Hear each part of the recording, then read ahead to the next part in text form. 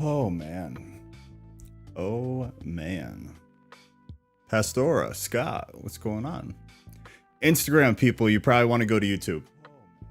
You're going to want to go to YouTube. The picture is going to be super messed up. It's going to be all sorts of messed up. Instagram people, you probably want to go to YouTube. You're going to want to go to YouTube. The picture is going to be super messed up. It's going to be all sorts of messed up. Mute that. Give me 1 sec, guys. There we go. There we go.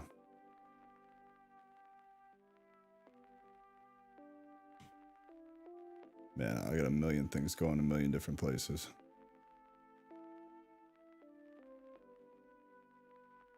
Okay, cool. Happy Sunday. It is a happy Sunday. It's a good Sunday, man. It's a good Sunday. I feel the goodness of the day. Get the Bible going there.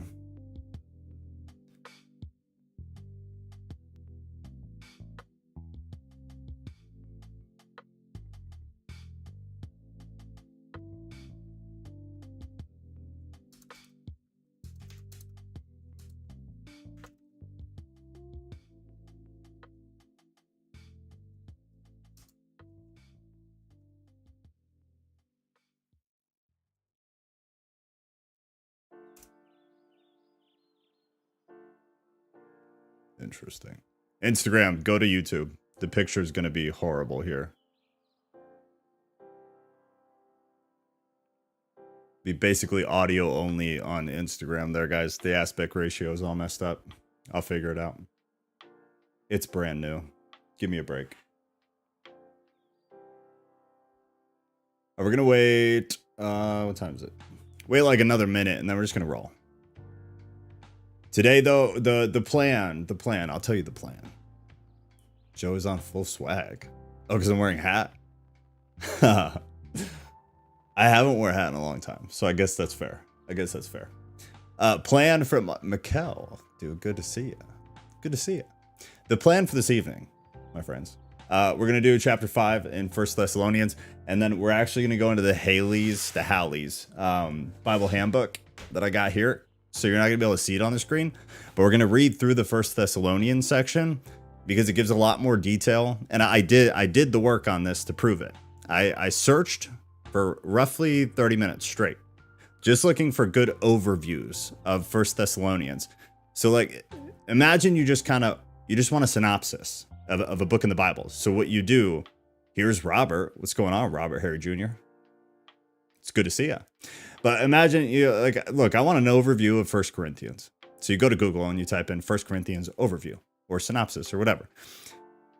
You find mostly garbage. And I don't just mean biased stuff, because it definitely is.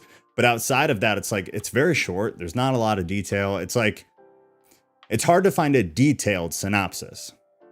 Something like the Halley's Bible handbook does synopsis in a much more in-depth way with good geography. There's even pictures that like I'll flip it up and show you. But they do a really good job of giving shortened versions of books, but much longer and much more in detail than what I'm usually able to find personally on Google. So we're going to go over that too, just because that's interesting. Here's Joe. Oh God, I've never heard of that, but oh yeah, dude. If you don't have it, you should definitely get it. You should definitely get one. I think everybody should get one. They're really nice to have. They're great references for outside, kind of not outside, but a more broad explanation of things. All right, we're gonna roll. We got the last chapter in First Thessalonians. Next week, good God, it's already gonna be a rough night. Next week, we'll go straight into 2. It's very short. Second Thessalonians is very, very short. But here in chapter 5, now concerning the times and the seasons, that phrasing refers to a single idea, the events that would allow a person to predict the day of the Lord, which is another phrase in and of itself. But Paul doesn't need to write the Thessalonians about that type of thing. They know. But knowing how to live in wait or in preparation for the Lord's return is more important than knowing the timing of it. So again, if you weren't here the past couple weeks, the timing is something that they've had a hard time with. And one thing that everybody kind of needed to come to terms with was that in this period, most people believed that Jesus was coming back during their lifetime, which is something that is massively overlooked in all of Christianity, and I don't understand why. They thought he was coming back while they were alive. So everybody was kind of let down in that regard. But the contextual meaning or the reason it matters is because a lot of these epistles are in that context of Paul writing to people in churches that he planted who expected Jesus to come back, and he hadn't yet. And so all around them, their brothers and sisters are dying, and they're like, oh shit, like what's happening to them? Are they okay? Are they going to hell? Are they staying in Sheol forever? Perhaps would have been a question. What is happening to these people that are dying? And so the author, Paul, in this scenario, is like, no, chill. It's the timing doesn't really matter. No, he hasn't come yet, but the timing doesn't matter. But all of these things do matter. Your life, how you live, what this should look like in practice. Those things matter. When he comes back doesn't really matter. So he's half comforting them and half trying to give them good living expectations. So the times and the seasons, brothers, you have no need to have anything written to you. For you yourselves are fully aware that the day of the Lord will come like a thief in the night. The day of the Lord obviously is in reference to when God will judge his enemies and deliver the people. It's the whole Revelation story, establishing his new reign, his new dominion. The apostles applied the same expression of Christ's return in a lot of their writing. So 1 Corinthians had it, the letter to the Philippians had it, Peter had it. It's common verbiage that I'm sure everybody here is very used to. Will come like a thief in the night. Verse 3, while people are saying there is peace and security, then suddenly destruction will come upon them, as labor pains come upon a pregnant woman, and they will not escape. So there is peace and security. The Roman Empire used this phrase, peace and safety. It was a common phrase in the Roman Empire, and it was propaganda.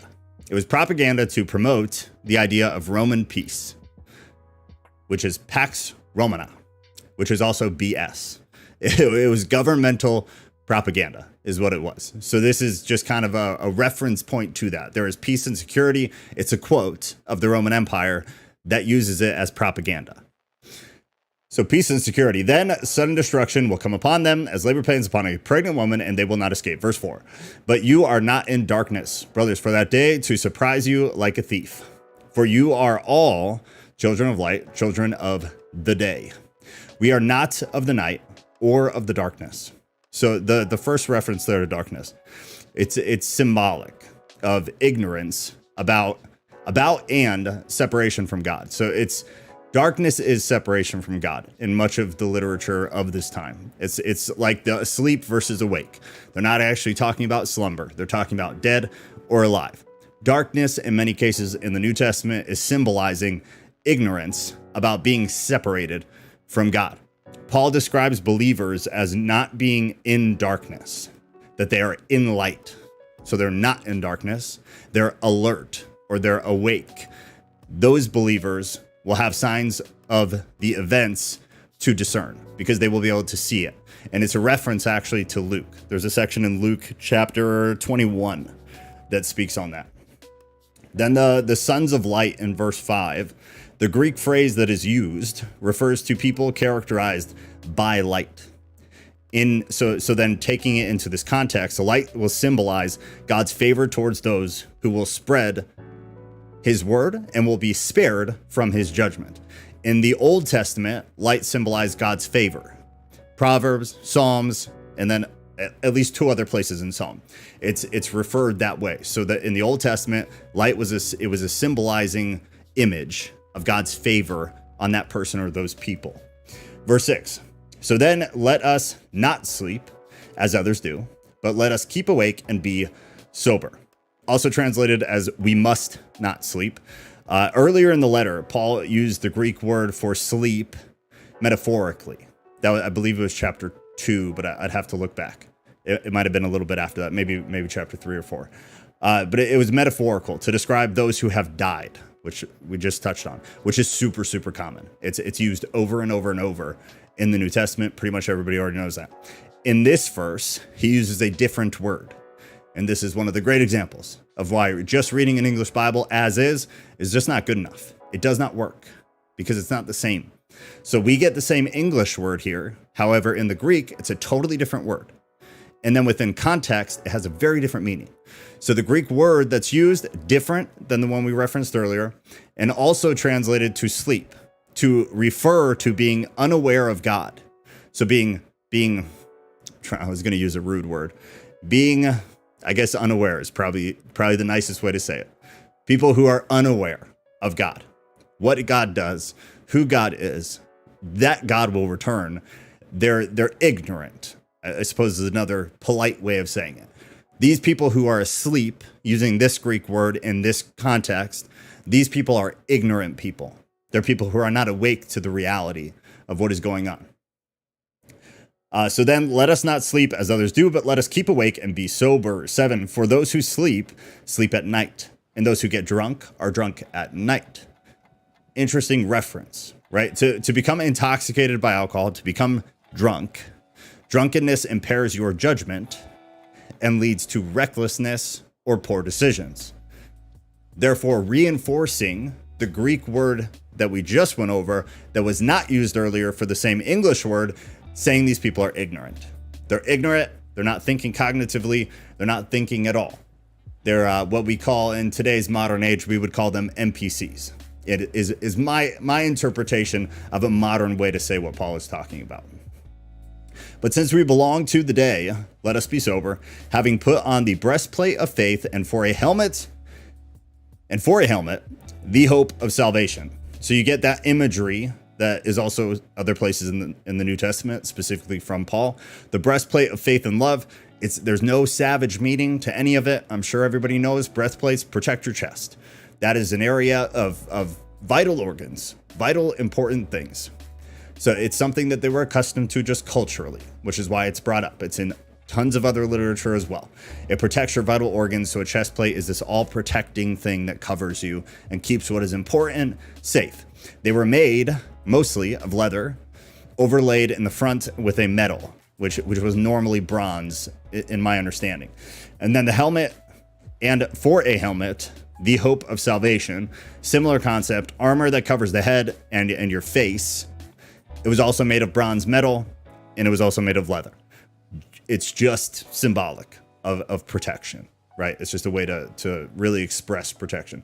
Verse 9, for God has not destined us for wrath, but to obtain salvation through our Lord Jesus Christ, who died for us, so that whether we are awake or asleep, we might live with him. Therefore, encourage one another and build one another up, just as you are doing. In verse 9, God has not destined us for wrath.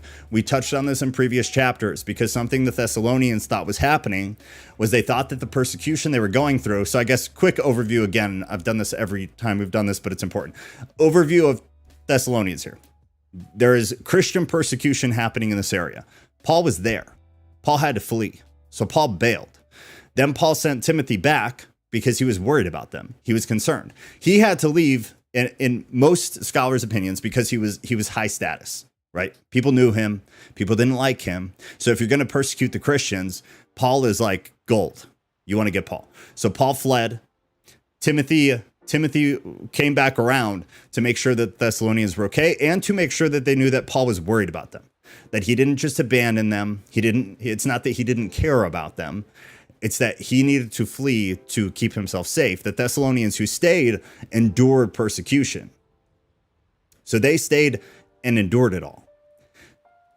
One of the worries they had was that the persecution that they were experiencing, they believed that possibly it was from God because he was showing them wrath for some reason. And Paul in earlier chapters explained, no, that's not what it is. Suffering is a part of, if not a fundamental piece of what Christianity is.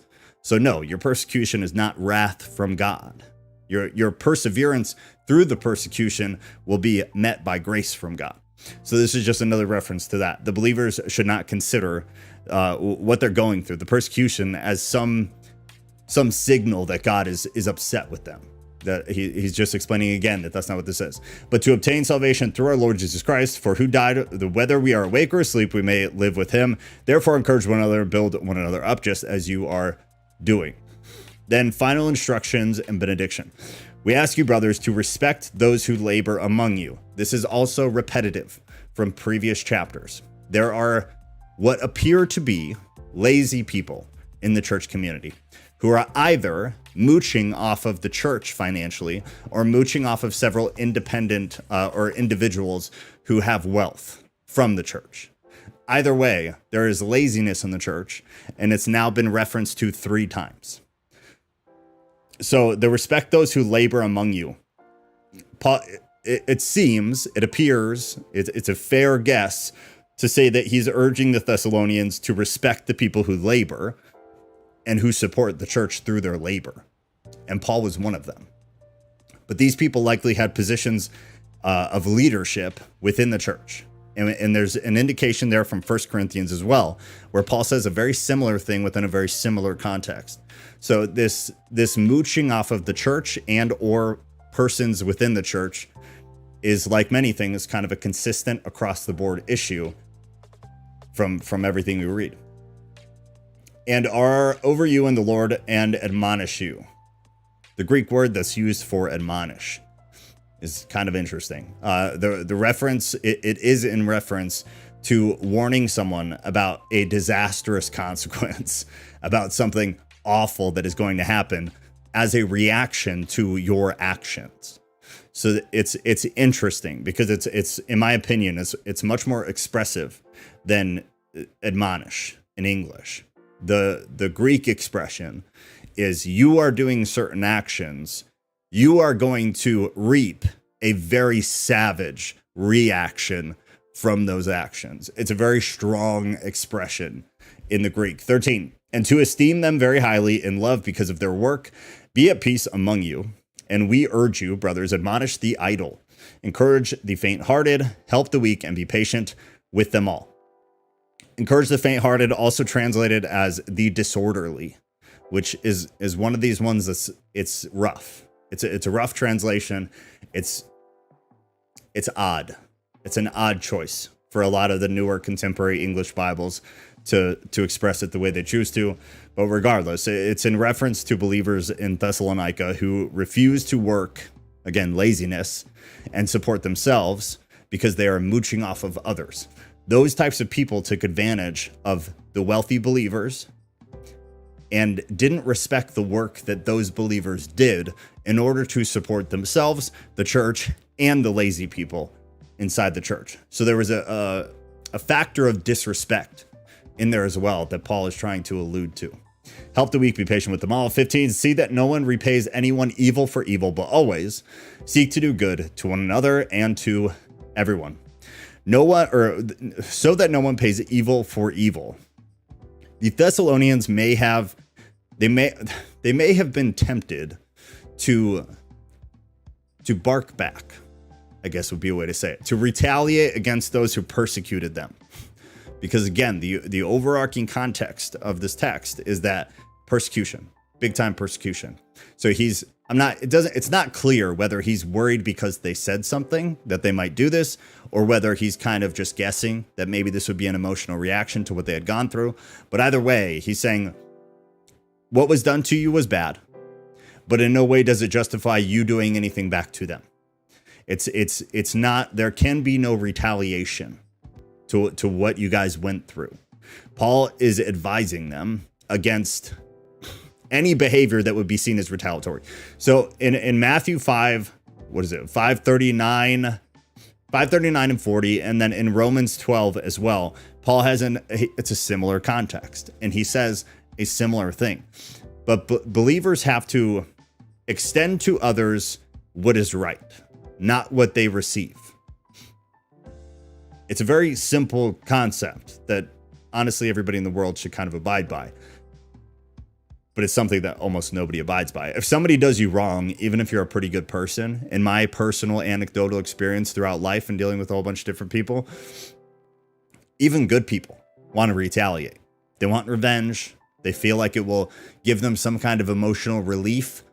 So it's not unsurprising that Paul feels like he needs to address this. It's not changed over, all the years. He says, rejoice always, pray without ceasing, give thanks in all circumstances, for this is the will of God in Christ Jesus for you. Do not quench the Spirit. The Greek word there refers to the Holy Spirit, the third person of the Trinity. The New Testament uses the imagery of fire to describe the Spirit's presence and activity. You see that in Matthew. You see that in Acts. You see that in 2 Timothy. Paul uses the imagery of quenching to describe the idea of resisting the Spirit's work in and among believers. In the specific context, the notion of quenching the Spirit is probably very likely a reference to a prohibition on prophetic activity within this church. Because why? Outside context. What was going on in their geographical area, within their culture, this is a reaction to that. It doesn't necessarily mean it is a universal anything, which is where we all get in trouble when somebody comes in and they pull verse 5:19 out of 1 Thessalonians and apply it to whatever they want. Cool, you can do that as long as it doesn't cause any harm. It doesn't mean it's right. It doesn't mean it makes any sense whatsoever, because it was about something specific. It was about specific people going through a specific thing with a specific demographic in a specific culture. It has nothing to do with you. It has nothing to do with me. So if you want to pull it out and put it on a canvas in your kid's bedroom, cool. As long as we understand, it has nothing to do with anybody anymore. We can apply it to other things, and it could be cohesive and it could make sense. But it's not a universal thing like many other things in the Bible are. This was a very specific one. Do not despise prophecies, but test everything, hold fast what is good, abstain from every form of evil. Now may the God of peace himself sanctify you completely, and may your whole spirit and soul and body be kept blameless at the coming of our Lord Jesus Christ. He who calls you is faithful. He will surely do it. Brothers, pray for us. Greet all the brothers with a holy kiss. A holy kiss is a very common way of wrapping these things up. You'll see it in many Near Ancient Eastern epistles, specifically like letters to people. And you'll see it a lot in Paul's writing, a holy kiss, and outside of Paul's writing. I put you under an oath before the Lord. This letter read to all the brothers. The grace of our Lord Jesus Christ be with you. All right, give me 1 second, then we're going to go into the Hallies. And let me see, there was one more thing I wanted to kind of go into. Oh, right. So the prophecies. This is interesting, man. The Greek word that is used there for prophecies in that context, not always the same one. So right here, though, it refers in this context, key port, key part, to an utterance inspired by the Holy Spirit for the edification of the church community. And the only reason we really know that is because of 1 Corinthians. In chapter 14, it's the same thing. It's the same thing. If you remember the portion in 1 Corinthians, and you can feel free to fact check me, but I want to say it's chapter 13, where we get the what is love verses, which are some of my favorite parts of the entire Bible. When Paul in 1 Corinthians explains what love is, it is the most beautiful thing ever. It beats the hell out of any poetry I've ever read. And honestly, and I hate these translations a lot, but if you go into the message translation, which is garbage, but it's very easy to read. It's what I read to my kid. But go into the message and read 1 Corinthians 13, the first portion, where Paul explains what love is. It is gorgeous. It's so well written. It comes across beautifully. But anyways, so after 13, I want to say it's right next in 14 that Paul goes in depth, kind of losing his marbles about prophecy, because there was a whole bunch of BS charismatic type stuff happening within the church that the people in the church were pulling from pagan worship ceremonies and bringing back into the Christian church. And Paul was pissed. He was pissed. And so he starts talking about prophecy and like what is permitted, what is not permitted, what is genuine, what is not genuine. And he just kind of goes off explaining these things. There's a similar vibe to it here in First Thessalonians. It's just without the emotion, which is another really interesting, and then I'll shut up, but it's another really interesting part about just like deep diving Paul and deep diving the New Testament, is seeing where is Paul heavily emotional and kind of losing it, and where is Paul like very level-headed and keeping it together. You can tell like he's not been spinning about these things for weeks or months. It's just a very level-headed, cool, like, hey, prophecy, here you go. And in 1 Corinthians, it's like he's losing his shit. He's not okay. And he's trying his best to like express what he needs to express while his wheels are just spinning like crazy. But prophecy here is for the community. This is the context for the community.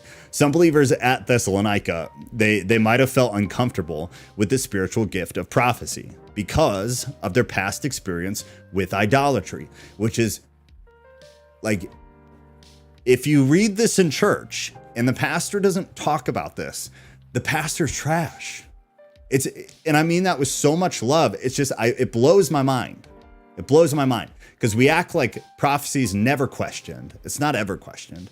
Prophecy is, what prophecy is to you is prophecy for all. If you speak in tongues, like we're all just, supposed to listen to you.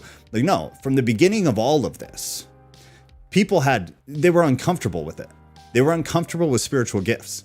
There was already fake bullshit fake BS going all around in the realm of spiritual gifts, where people were lying and they were disingenuous and they were trying to monetize their spiritual gift.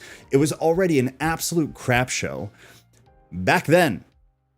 So excuse me if today, when people in my opinion are way worse than they were then, if I maybe want to test people saying they're getting prophecy, especially in the day of TikTok prophecy. It's just fucking wild.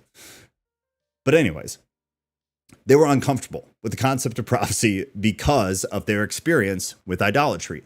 That's extremely important. It's absolutely important to understand the context of why would that bother them?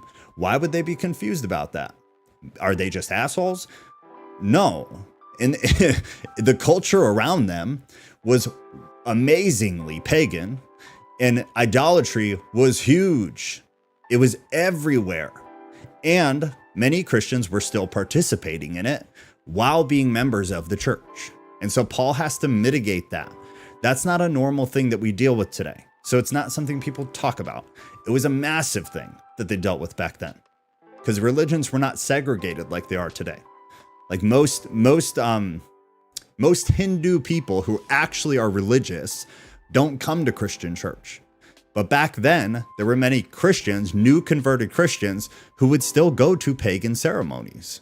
And then they would maybe knowingly or unknowingly, they would bring the paganism into the Christian church. And with enough of them there, they changed the culture of the church. And that is what 1 Corinthians is.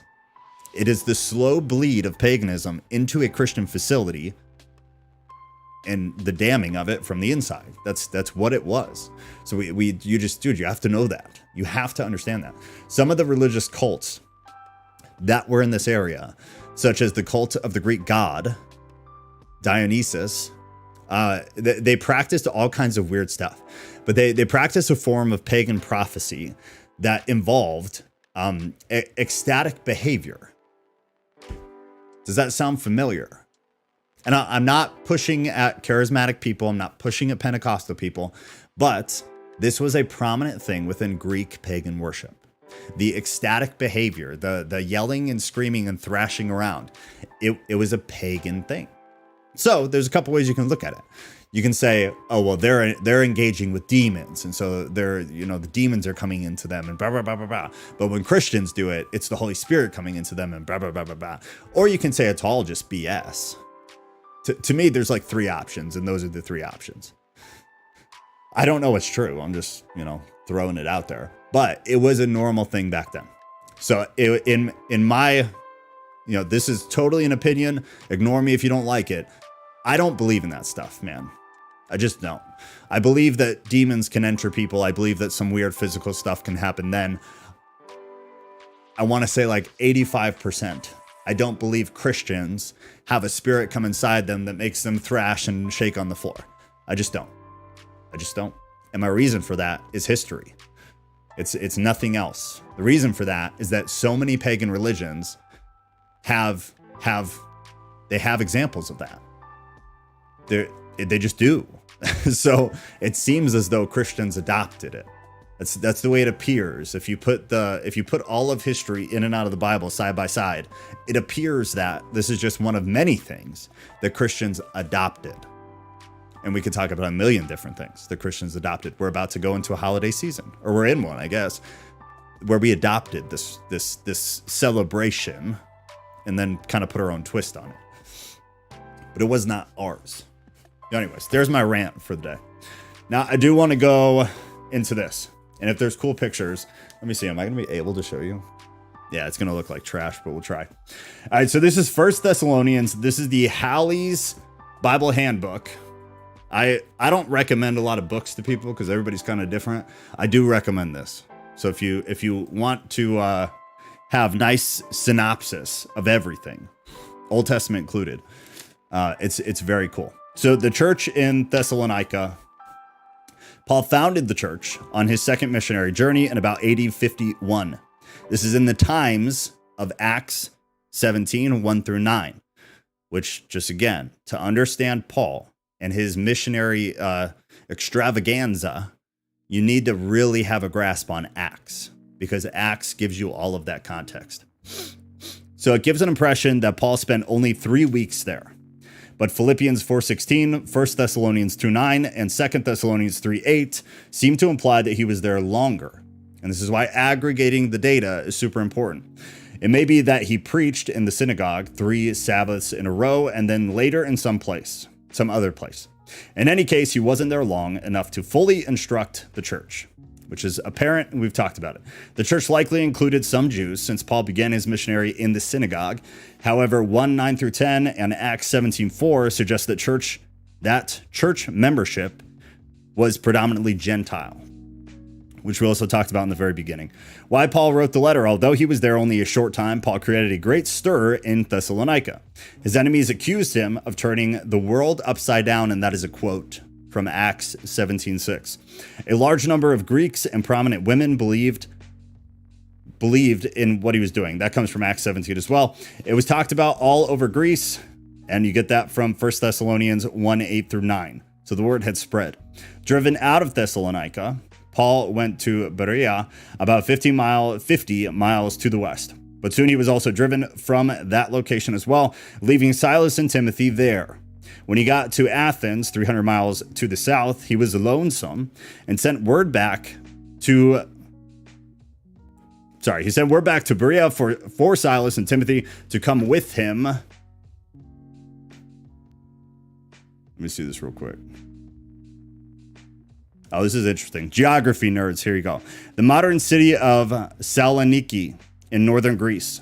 On the north end of the Gulf of Saloniki is where Thessalonica was. In Paul's day, it was the largest city and chief harbor town of Macedonia. With a population of approximately 200,000, Thessalonica was located on a rich and well-watered plain on the Egnatian Way, the great military highway from Rome to the east. It was within sight of Mount Olympus, the home of the gods in Greek mythology. It is still a prosperous city today. The city attracted sufficient Jewish merchants of the diaspora to account for the presence of well-established synagogues. Prolific coinage suggests a high level of prosperity. Paul visited Thessalonica after Philippi and appeared to have worked among the composite group that included the Jews of the synagogue and the Greeks as well. So again, this was remembering as a trade route. And actually, I'm gonna show you this. So I'm trying to focus. Give me a sec. I don't know how well that's going to come through, but the two red dots show Corinth, and then Thessalonica. I think it's backwards for you, so sorry. But it shows that they're both port cities. And so we've talked about it a handful of times, that these port cities during this time, and honestly still today, these are areas where people come and go a lot. So prostitution, big. Trade of mostly alcohol at the time, but mind-altering substances, big. Debauchery in general, big. Pagan worship, big. These were huge hubs where people come and go, and many people don't stay long term. So they're just what comes with that. What comes with that is people doing things they wouldn't normally do. If you're traveling and you're in an area where you're never going to be again, people have an easier time behaving out of character because they feel like no one's going to be able to hold them accountable. So even more so back then, because they didn't have phones and social media and newspaper, there was no way for people to communicate. Like today, you could go act a fool in Japan and people will take a video of you and then it'll hit the internet and then your mom will see you or your girlfriend will see you or whatever. There's evidence. Back then, there was no evidence. If somebody wasn't there to see it in that very moment in time, it didn't happen. So it's just another thing like you have to think of. It wasn't the same. So people would use these trade locations to act a fool and to engage in debauchery, basically, which is why Thessalonica had very similar problems to what Corinth had. When they reached Athens, Paul, filled with anxiety about the young church in Thessalonica, immediately sent Timothy back. So we were just talking about that. By the time Timothy returned from Thessalonica, Paul had gone from Athens to Corinth. Timothy brought word that the Thessalonian Christians were enduring their persecution courageously. But some Christians had died, and the others were puzzled as to how those who had died would benefit from the Lord's coming. That's what we were talking about, how they were worried because they thought Jesus was already going to come back by now. A doctrine that Paul evidently had especially stressed in Thessalonica. Then Paul wrote this letter, mainly to tell them that those who had died would not be at any disadvantage when the Lord comes back. He also instructs them regarding godly living and urged them not to neglect their daily work. Don't be lazy. The reputation of the church. Silas and Timothy helped Paul found the Thessalonian church. You get that as well from Acts 17, 1 through 14, and are included here in the salutation of his first letter. Paul recognizes the church's faithfulness and how they have become a model church even while suffering severe persecution. With power, out of verse 5, must refer to miracles that accompanied and attested Paul's preaching, though none are mentioned in Acts. A model, out of verse 7, the Thessalonian church was an example to all of Greece of perseverance under persecution and of a genuinely Christian manner of life. Wait for his son. Out of verse 10, Paul closes every chapter with a reference to the Lord's coming, because that was the big thing. That was the big issue. This chapter 2. Oh man, I overestimated. I guess we have time. All right, if you guys aren't into the boring parts, I guess what I would think most other people would think is boring, you're probably good to bail. You covered your chapter. You did what you needed to do to feel good and sleep at night. This is it's gonna be a quick synopsis of every chapter. Remembering there's only 5, but still, you know, feel free. Don't feel guilty if you need to go. This is chapter 2. This chapter is mainly Paul's vindication of his conduct in Thessalonica. The language gives the impression that the enemies who were so bitterly persecuting the Thessalonian Christians were also militantly engaged in a campaign to destroy Paul's character. And just wait until we get into some of the other epistles. You see more indication of that, which is interesting when you can connect the dots. He reminds them that they had taken no pay from them, which was in itself evidence that he could not have been motivated by greed, as some traveling philosophers were. We talked about that a lot in, James? In James, we talked about it a lot. The false apostles, they were mimicking the Christian message and then monetizing the Christian message. And Paul was upset, rightfully so, trying to explain, I don't take money from you. I come and do this, and then I leave to go do more of this for no money. So don't accuse me of not doing the right thing, and don't say I don't have apostolic authority when all these fake philosophers and false preachers are running around monetizing the word of God. Chapter 2 presents a profile for effective ministry, both from the pulpit and in our daily lives. Here is one. Preach the good news of the gospel courageously, even in the face of persecution. Avoid impure motives and trickery, and preaching to please people. Ooh. What does that sound like? What does that sound like, baby? Does that sound like modern church? Preaching to please people. Our motive should be to please God. Comes out of verse 4. And not to receive praise from men. Not to become a celebrity, perhaps, would be a modern way of saying that. Avoid using flattery, and do not be greedy. Do not be a burden, and be gentle. Minister with great love, hard work, and holiness. Encourage, comfort, and urge. Encourage, comfort, and urge. Cuts off right there. Interesting.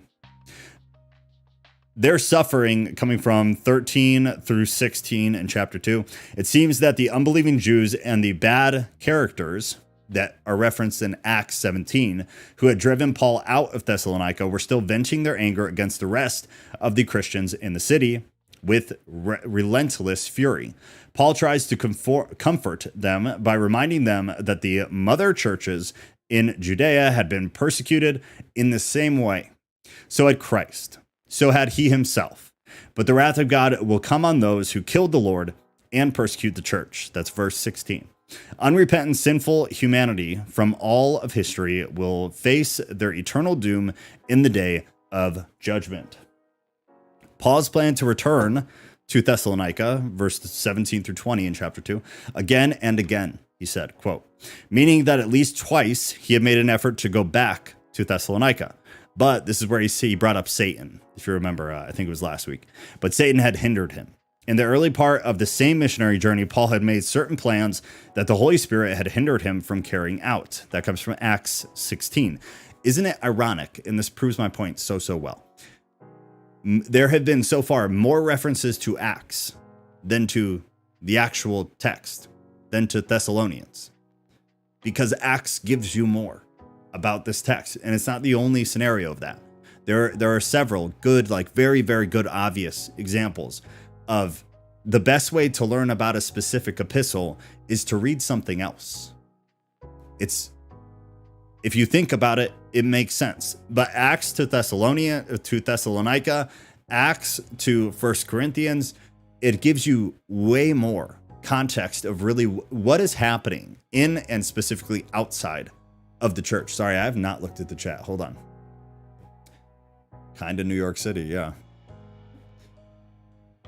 Believe me that I am in the Father, and the Father in me, or else believe me for the very work's sake. John. Key point, or else believe me for the very work's sake. Saki. Like, it's true. Saki. Is that Saki?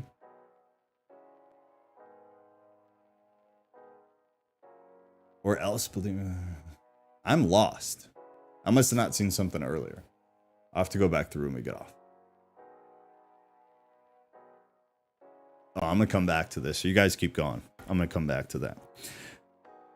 All right, Paul's plan to return to Thessalonica, we already read. So this is chapter 3. Very short. Paul, in deepest anxiety for the newborn Thessalonian church, had sent Timothy back to encourage them in their time of bitter persecution. Again, referencing Acts. Timothy's return with the news of their steadfastness and devotion filled Paul with unbounded joy. This is chapter 4. Immorality, love, and the Lord's coming. This one's relatively long, so I might skip around. Sexual immorality. Big picture was common among heathen people.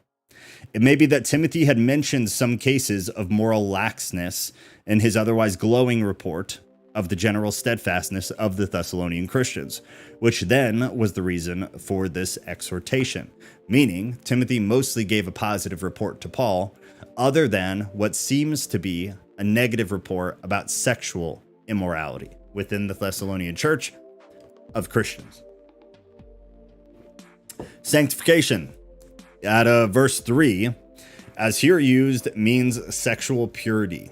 So sanctification within this context, which is why context is important, is in the context of sexual purity, not general sanctification. Body. The word literally means vessel. It seems to mean body here, although some people think that it means wife. In which case, Paul refers to fidelity to the marriage vow or to the fact that in order to avoid immorality, each man should have his own wife.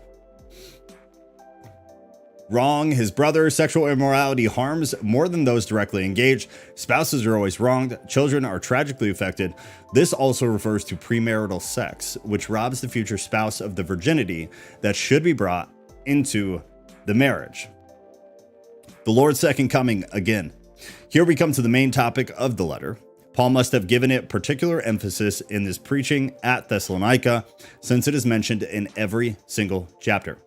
Though it is commonly spoken of as the Lord's coming or appearing, it is specifically called the second coming in Hebrews 9:28. And Jesus' word again in John 14:3 means a second time. So it is perfectly proper and scriptural to speak of the Lord's coming as the second coming. It is mentioned or referred to in almost every New Testament book.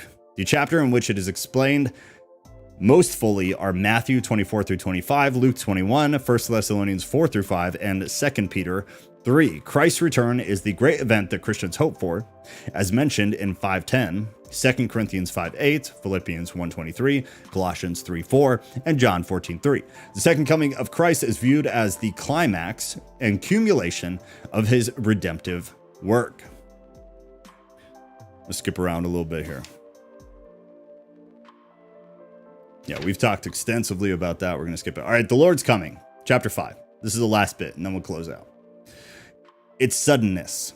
Christ's return is certain, but the day and the hour are not known. As Jesus said again and again, Matthew 24:36, 42 through 43, 25:13, Mark 13:32 through 37, Luke 12:39, 46, 21, and 25 through 35. However, signs will precede his coming, Luke 21:25 through 35, so that patient believers may sense that it is near. But even those who are watching are warned to stay alert and self-controlled, lest they be caught off guard. To scoffing unbelievers, Christ's return will be sudden, as a thief in the night, as we read just now out of verse 2. Their destruction will occur at a time when people are convinced that they are at peace and are safe. That comes out of verse 3. This most likely does not refer to complete annihilation, but perhaps rather to the unbeliever's subsequent and complete separation from God. Respect pastors. Verse 12 and 13 out of chapter 5. Since this was a very young church, the pastors must have been largely novices themselves. Yet the people are urged to love them and to hold their office of ministry in high esteem. When church members love their pastor and his position as minister of the gospel and are at peace among themselves, sorry, hold on, I'll explain. Other things being equal, the church is sure to grow. I gotta be honest with you. I like this thing a lot. I read this a lot. I use it a lot. I always have. I've had this for years and years and years. But it's kind of funny though, because there's a handful of cases I can just remember off the top of my head where when it was about like a pastor and how they should be respected and like revered, the author who writes this book, in my opinion, he puts a little bit of sprinkles on top whenever it comes to like how you should respect your pastor. I mean, he's a pastor, so he puts a little more oomph into it. I mean, I have the verse up right in front of me, the actual Bible up right in front of me, and like I guess you could say that, but he's adding a lot to it, in my opinion, which I just think is funny. Like, does it matter? No. But he's like, respect your pastor, revere your pastor. The office of ministry is in high esteem. Like the Bible in this scenario didn't really talk about that very much. 15 exhortations. These beautiful exhortations are so characteristic of Paul, very true. He closes most of his epistles, however abstract, argumentative, or abstruse, which exhortations to peace, long-suffering, joy, prayer, thankfulness, and every good. Spirit, soul, and body. Spirit and soul are often used synonymously, but here they seem to be a distinction. The soul is the principle of life, the spirit, the organ of communion with God. Christ redeems the entire human personality. The language certainly indicates the resurrection of the body.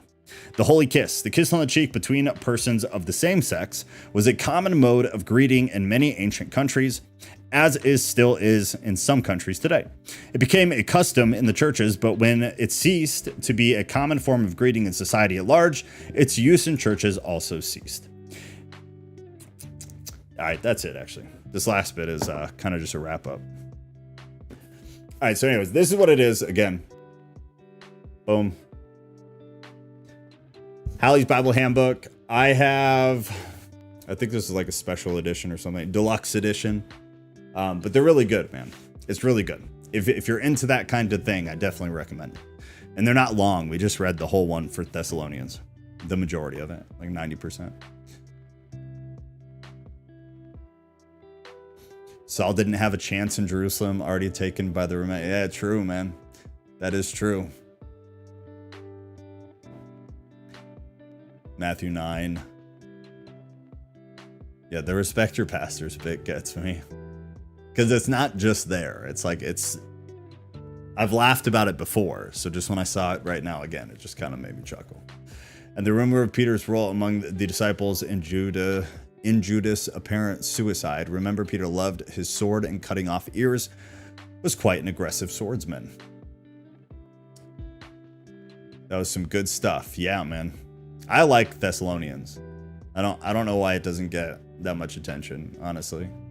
I wish we could do a word study on the difference between soul, spirit. Well, we definitely can. We most definitely can. I'll throw it in the notepad right now.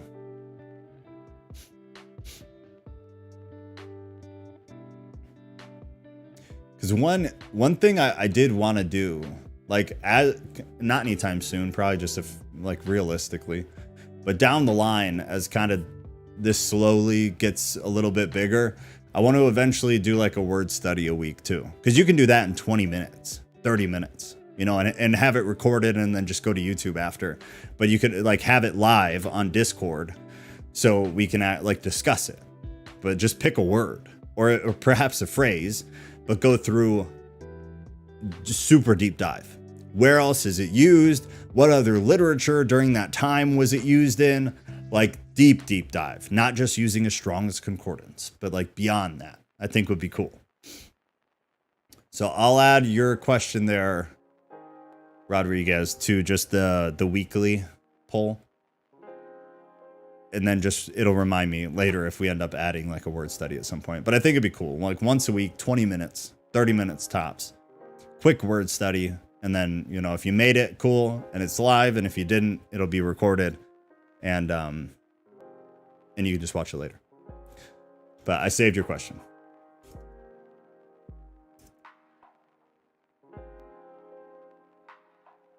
Oh no, I can't see it. There we go. All right, I got it, Rodriguez. We'll come back to that because I'm also interested in doing that. I think that'd be really cool. I'm gonna need to get a full theory on that sometime. Mikkel got me. Yeah, I'd like Mikkel. I would like to read that too. So whenever you post that, tag me. I'd definitely like to see that. Paul definitely knew he was dead. Yeah, absolutely. Hell yes. Make sure you like and sub too.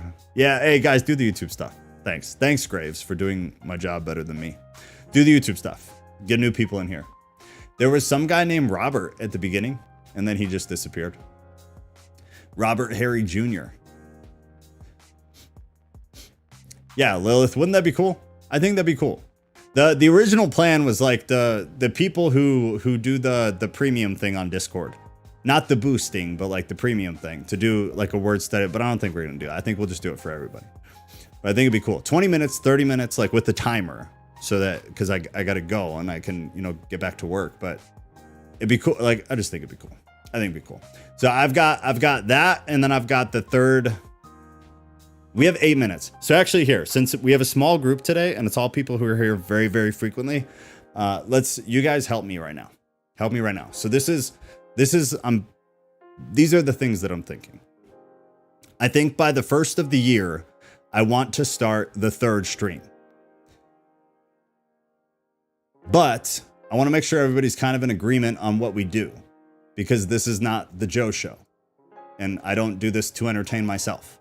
I do it to try to help something. So what I'm thinking after talking with Kat and a couple other Discord people and Ghost a while back is that the third stream, we kind of focus on culture and news and like current events, and then go at them from a Christian moral perspective.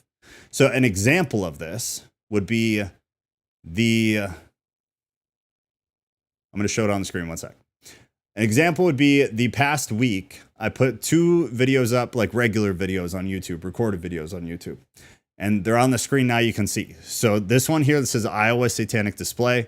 There was a story out of Iowa where they put up a satanic display in the Capitol building. So I talked about that 4 days ago. And then the other day, somebody beheaded the statue. So I also covered that too. But the point is, like, go watch those. They're long though. So watch like 2 minutes of it and then just be like, yeah, I'm interested, or no, I'm not interested. But go watch 2 minutes of these 2 videos. And see if that style is something you guys would be interested in doing as a live stream once a week. Because what it would be essentially is us like going through the news. So we'd pull up like news articles. We'd pull up, maybe scientific studies that are current. Anything that is current events, culture, maybe politics, but honestly, I'm not sure about politics. If we can approach the politics objectively and not have it be about our personal opinions about it, but just covering information and then covering how Christianity should fit into that information, I'm down to do politics. If it becomes like, I'm super right wing and I'm super liberal, I'm not interested. But if we can keep it like, hey, these are political issues that are going on in the country right now that matter. What do we think the Christian perspective should be? Not the red, not the blue, not the right wing, not the left wing. What should the Christian perspective be? And then regardless of which side of the aisle you fall after Christian, that's beside the point. What is the Christian perspective? I could do that. I could deal with that. But I could not deal with it becoming like divisive in the Discord group due to politics. But go take a look at those. They're long. It's 40 minutes of video. I do not expect you to watch it. Go watch 2 minutes of each of them. 2 minutes. And just let me know if you think that is something you're interested in. Because we could do that. And just cover, I'm going to skip the advertisement. Because we could do that, and I think that'd be cool. So that would be the third live stream every week. So you guys too, the thing that I love about it is too, like all week, I would expect you guys to throw news articles out there. So if you saw something on CNN or you saw something on the Christian Post or the Daily Beast or whatever, Timcast, whatever, take a link to the video or a link to the article, and we'll have another section in Discord just for that live stream. And you guys just pile news articles in there. And then whatever, you know, makes the cut, we'll go over those things and like talk about them and possibly debate about them. And, you know, I think it'd be real cool. I think it'd be real cool. All right. So Graves says yes. Scott says yes. Best idea ever. We need it. I think it'd be awesome, man. I think it'd be a lot of fun. Pastor. Yeah. Where Pastor? Do you agree? Yes. Okay. Maybe Robert ran away in fear. I hope not. I love talking politics and other news too. I watched them as well and noted that I enjoyed the format. Would love it. Beautiful. Okay. All right, then we'll do it. So here's the next question. What day of the week would be best? And what time? So give me a day of the week, Monday through Sunday, and a time. It's got to be at night. Unless it's Saturday or Sunday, then I might be able to do it. No, it's got to be at night. It's got to be at night. So nighttime, what day? A large portion of us watch The Beanie Man, I'm sure. What day? Give me a day. Everybody put a day. Put a day. Day. I was thinking like Friday night or possibly Saturday night. And I know Ghost, me and Kat were talking about that a while ago. And we're like, maybe that's not the best because people are out doing stuff. But honestly, like the people that we are like are probably like us and not out doing something. Most of us are like sitting watching a video about the meaning of life and how theology ties to philosophy. I don't see most of us as like the go out and party type of people. But let me know what day would be best for you. Graves, 7 p.m. Any day? All right, any day. Is there any, because like Nat, Rodriguez, Lilith, Pastora, Mikkel, Scott, you guys are all like, ironically, like the key players. We're missing a few for sure, but you're a lot of the key players. So tell me what day would be best for you. Well, screw those people. Friday or Saturday should be fine. Friday is fine. Okay. I'll run a poll in Discord so that everybody else gets to be included too, but I just kind of wanted to get an idea from you guys. Besides, the videos are recorded. Yeah, true. So, I mean, if you can't make it, it's still there. It's still there. Yeah, it's not going to go anywhere. But I know like Drew, who's been, he and I have known each other over the internet for like 8 years. And he's not able to come to the live streams anymore because he works a crazy job now. And I know he said he could come if we did it Saturday. So I'm like, dude, it'd be great to have you back. Yeah. So that was one of the reasons. Friday's good for you. I always say Fridays are hard to go do something after a long week. Now I can have a legit excuse to say it. Yeah, that's how I feel, dude. Like, even if there was something to do on a Friday, I'd be like, yeah, I don't want to do that. I don't want to do that. I'd rather Kat, my lovely, beautiful second half, to make me tea and I just sit and read something. Going out where people and lights are, that shit's just not for me anymore. It's just not for me. Friday. All right, so I'll post a poll in Discord. I'll tag you all, and it'll be between Friday, Saturday, and then I'll pick one weekday that would work for me, because weekdays are super hard for me. But Friday or Saturday would work, and I could basically stay on as long as you guys wanted. I mean, we could within freaking reason, but we could probably do like solid 2 to 2.5 hours, no problem, if we started around the same time as we normally do. TikTok, get off TikTok. We're done though, so I'm just going to shut you off. Have a lovely night, TikTok people. You're beautiful, but get off the Spy app. You're better than that. Oh, the Mug Club mug, yeah. I'm a big Crowder fan. I like Crowder. I don't agree with him on everything. I certainly don't. But I very much like what they do. I like it a lot. Crowder, like Tim Pool, Jimmy Dore, though, I'll listen to. Like, I listen to both sides, man, because I'm very against only listening to things you agree with. I listen to the Young Turks. I'll watch CNN. I listen to all of it because I'm not going to be blindsided, even if it's, my team.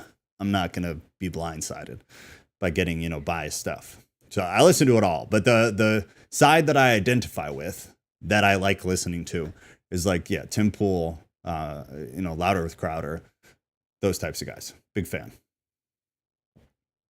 Dang, Graves. That's some dedication, man.